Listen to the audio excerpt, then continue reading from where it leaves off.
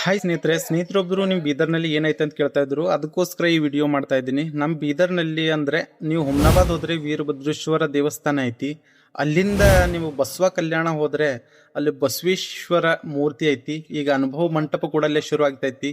ನೀವು ಬಸವೇಶ್ವರ ಮೂರ್ತಿ ನೋಡಕ್ ಹೋಗ್ಬೇಕಾದ್ರೆ ಅಲ್ಲೇ ಸಸ್ತಾಪುರ್ ಬಂಗ್ಲಾದಲ್ಲಿ ಒಂದು ದೊಡ್ಡದಾದ ದ್ವಾರ ಐತಿ.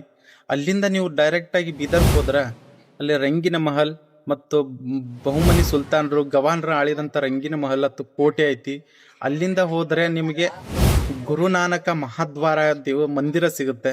ಅಲ್ಲಿಂದ ಹೋದರೆ ನಿಮಗೆ ಮತ್ತೆ ಪಾಪನಾಶ ಶಿವನ ಮಂದಿರ ಸಿಗುತ್ತೆ. ಅಲ್ಲಿಂದ ನೀವು ಮತ್ತೆ ಮೈಲಾರಕ್ಕೆ ಹೋದರೆ ಮೈಲಾರದಲ್ಲಿ ಶ್ರೀ ಮೈಲಾರ ಮಲ್ಲಣ್ಣ ದೇವಸ್ಥಾನ ಐತಿ. ಮತ್ತೆ ಬೀದರ್ಗೆ ಬಂದರೆ ನಿಮಗೆ ಝರಣಿ ನರಸಿಂಹ ಸ್ವಾಮಿ ದೇವಸ್ಥಾನ ಐತಿ. ದೇವ್ರ ವಿಶೇಷತೆ ಏನಂದ್ರೆ ನೀವು ನೀರಲ್ಲೇ ನಡೆದುಕೊಂಡು ಹೋಗಿ ಆ ದೇವರ ದರ್ಶನ ಪಡಿಬೇಕು ಅಂತ ಅದ್ಭುತ ದೇವಸ್ಥಾನ ಐತಿ.